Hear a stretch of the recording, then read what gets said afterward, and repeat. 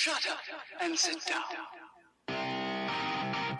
Welcome to the Answer is Yes podcast, where we will explore the cause and effect of just saying yes in your everyday life or in business. I will dig into topics that are not just stimulating, but will challenge you to be better in everything you do. The podcast is based on the simplicity of saying yes to opportunities you might encounter every single day. I'm your host, Jim Riley. Join me in my first series titled Blue Collar Redefined. Hello and welcome to the Answer is Yes podcast. Thank you for tuning in. Again, I just appreciate all the comments that I received throughout the week and people reaching out to me. Listen, I'm totally available. I took some calls this week from some people that needed a little help in terms of their professional careers, and I was happy to be there for them. So don't hesitate. I'm always here for you. Without disappointment, David Meltzer continues to throw great people my way. This week is no exception. I've got a pro athlete on the phone. His name is Mikey Taylor. Mikey, how are you doing today, bud? I'm doing good, thank you. I'm stoked to be here. Yeah, I really appreciate you taking the time. I started to look you up online, and man, you got your hands in a lot of stuff. When you Google search, there's 40 different things you're involved with, man. I need a roadmap. Yeah. Yeah, there's I have a hard time saying no, especially in my early days. So yeah, I have kind of my hands involved in a lot for sure. You're the king of the answers, yes, I suppose. Well, listen, I know professional skater turned businessman. And as we like to do on this show is dig into your past, kind of where things started for you. So if you don't mind, I would love to know if you, maybe before you were in school or college or high school, did you have an entrepreneurial spirit? Did you have any side gigs like newspaperman or lemonade stands or anything like that? You know what? I did the lemonade stand, but it wasn't because of me. My parents just kind of set it up for me. I didn't realize I had an entrepreneur side to me as a kid. Now looking back, maybe there were some like traits here and there, but no, I wasn't like the kid that I think parents look at when this guy's going to start a business and be successful. It kind of just like, transpired into like, once I got older, I looked back and went, yeah, there were a lot of tendencies that I use now or definitely kind of some signs that I was able to see. But no, I wasn't like the kid who had like a newspaper route and had like, trying to sell product at school. I wasn't that kid. Yeah. Well, interesting. So at what point did you decide that you were going to be a skateboarder professionally, or did it just happen? I mean, tell us a little bit about the beginning of your skating career. Yeah. So for me, I didn't like have this idea or grand vision that I was going to be a pro skateboarder. Just skateboarding as a whole grabbed me. And up until that point, I would, start getting into something, whether it was like riding bikes or playing hockey, and I would become so obsessed with it, but it was always short-lived, right? Like I'd be into biking. Bike was life, and it lasted 6 months, and then I was completely over it. And then started playing hockey. I'm going to be the best hockey player. I'd last 2 years, and then I'd be over it. Skating was the first thing that just never let go. So I found myself, I started skateboarding. I'm completely consumed by it. A year in, year two, I'm just, all I can do is skate. Year three, same thing. And I just got to a point as I got older that I wasn't ready to let go of skating yet. And, when I turned 16, I started getting pressure from my parents to get a job. And to me, I looked at that and went, okay, if I have to go get a job, that means I'm not going to be able to skate as much. And I wasn't ready to let go. So I figured out a way to not have to get a job. And that was this idea that I could get sponsors to give me free product. And, that would take care of me having to buy skateboard, shoes, clothes. And if I needed to pay for food or whatever, I could then sell product and I would be good. So it all started with me trying to hack the system to not have to get a job at 16. Okay. Well, first of all, I love this conversation because I'm old enough to remember back when skateboarding was just more of a hobby. Nobody was making money out of it. And then all of a sudden, Tony Hawk started making money. It's like, wow, there's a lot of money in skateboarding. And then it became one of the biggest grassroots sports in the country. Here you are. By the way, you did tell me you weren't an entrepreneur, but you're saying that at 16 you're figuring out how to get some sponsors. So I'm going to have to argue with you on that entrepreneurial spirit there.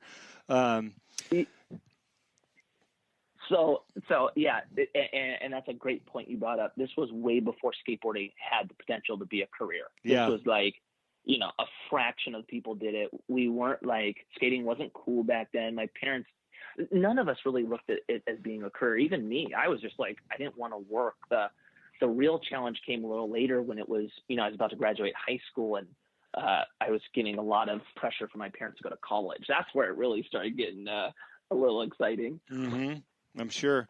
So let me ask you this, because I think a win in my books would be somebody 10 years down the road calls me and says, man, I heard your show with Mikey, and I was only 13, 14, and I started skating, or I had the confidence to go into a pro sport, an extreme sport, to make a living at it. What are some of the early signs that somebody in their youth can start considering or looking at if they wanted to become a professional or at least a sponsored rider? Oh man, so it's definitely changed now on maybe like the technique on how to get in, but really like when you go down to the principles of it, you're at war with yourself. You're not at war with other people, right? Mm-hmm. And I think that was one thing that really grabbed me about skating, is it wasn't a team sport. It was all about me. So I really learned that like I wasn't paying attention to how good the people were around me. I wasn't paying attention to the tricks or how good everyone else looked. My whole thing was staying completely like focused on me and how I became the very best that my ability could allow. And it was very just like tunnel vision and selfish in a sense of this is all about me. And I think that really helped me not get discouraged by feeling like I wasn't as good as everyone else, or they were going to be better, or I just completely drowned out all the noise around me. And it was just all about me. Mm-hmm. So just as a recommendation, so, you got a 14, 15-year-old thinking about, getting serious about skateboarding. How many hours a day do you think somebody should be out there practicing their craft and learning how to become good at it? Or how many hours were you spending out there at that time? That's a great question. So for me, I was skating an hour before school, and then out of school until it got dark. So I got out of school at 2. I would skate till 5 on during winter, and then till about 7 when the sun started getting darker. So I anywhere from 4 to 6 hours a day, and I was skating every single day. Yeah, just all in. So just to put reference, when I was skating for about, I think I've been skating for about 22 years. And from the point of me starting until the point of my career actually like officially ending, I skated every single day of my life for that 20 years. It was, I'm a big believer of if you're going to go in to try to master a craft, this is all you do. You spend every waking hour perfecting your craft. Yeah. Wow. They talk about Michael Jordan in basketball, and he spends all the hours just on the basics, the free throw, the 3-pointer. And if you watch him practice, he never practices those crazy moves, that you see the snapshots of from TV. And when you ask him, hey, how come you don't practice those? He says, well, I practice the basics. So when I have to do something spectacular, I've got it in me. And I feel like skateboarding is a lot like that. There's probably some basics that you need to practice, and then you have that ability to do something significant. 100%. And the thing about skating is once you learn, you get to a point where you no longer really have to learn tricks. You just have to think of them, right? So for example, once you understand how to flip your board, it's not that much more of a stretch to have to flip your board into a trick because you already understand how to do the kickflip, right? Mm-hmm.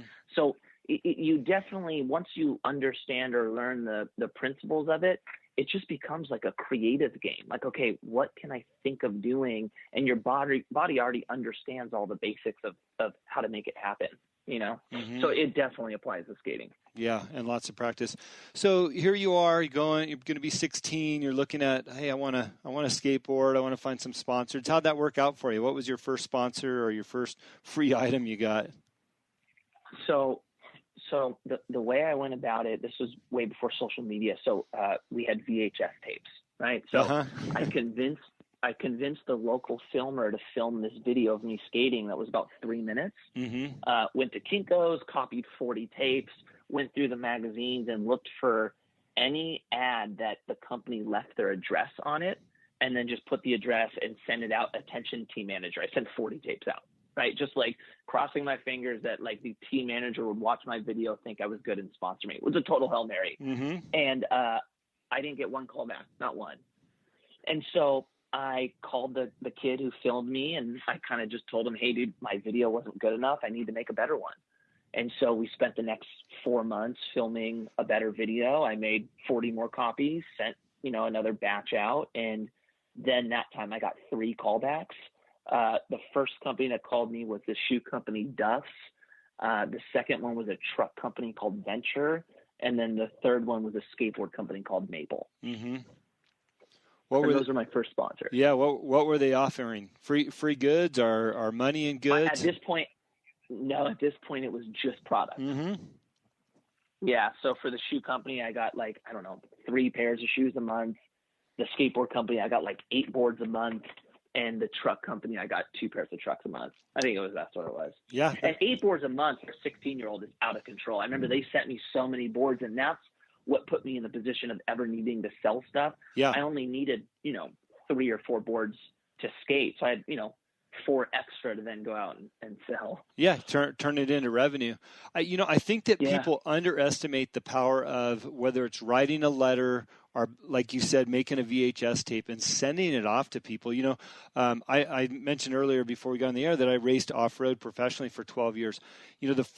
My first sponsor ever was FMF dirt bike equipment. And I wrote 20 letters, just like you. Anybody that put their address in a magazine, I wrote them a letter and said, here's what I'm doing. Here's where I'm riding. Here's how many people I'm going to influence. There was definitely no social media. And FMF actually sent me a bunch of free stuff and gave me a discount on anything I bought. And I was so stoked on that. I'll never forget what FMF did for me back in the day.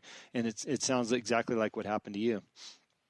Yeah. And I think kind of that's that is an advantage that kids have today it is so much easier to have access to these companies, these pros. They're a DM away, right? So the struggle that I had to go through of sending 40 blind tapes out, not knowing if anyone was ever going to see them. Think about how much more efficient it is now to go film a video of me and go DM 1,000 people. And now I get to see if that DM is seen, if they responded to it. It really all people have to do is just do it, because the pathway is there for them now. Yeah, it's interesting. Things like that have gotten a lot easier, but I think at the same time, people have gotten lazier and they want things immediately. So they're not willing to take the time, because you hear a lot of people complaining, I can't get this, I can't get that. But to your point, it's so easy to reach out now compared to, hey, a VHS step. Who even has a VHS player anymore? Yeah, exactly, dude. Exactly. I mean, I think really at the end of the day, it's I think you just nailed it. It's we become our worst nightmares. It's not that that the company or the industry is so hard to break into. It's that we kind of write ourselves off before we even make the effort to see if we can accomplish it. Yeah. Yeah. I think the message here is, how bad do you want it and what are you willing to do? Just listening to the amount of time you spent skating before and after school every single day. I mean, that really resonates. You skated every day of your life for 22 years. Incredible. Yeah. And it's funny, man, this is another thing too. It never felt like I was trying to work my ass off to win. It never felt like that. I was so in love with it and passionate about it that it's just all I could think about doing. So I am a big believer of find the thing that grabs you, and then you're going to be blown away by the output that you end up putting into your craft, because you just love doing it anyway. So I'm a big believer of that, of it's not something that's forced. Find the thing that grabs you and then go all in on it. Yeah, I've said this in a couple shows already, but I was talking to my grandfather a couple weeks ago. He's 95 years old. I said, Grandpa, any advice for up and comers, kids or young adults? And he said, do what you love, and it's a cliche, but there's so much truth to that, especially a 95-year-old looking back on his life, just going, do what you love. And like you said, you love skateboarding so much. It didn't feel like you were working your ass off. You were just doing what you enjoyed. Yeah. I think that's powerful. Yeah, absolutely. So what happened from there? You got a few sponsors, you got some free goods, you're able to sell some decks.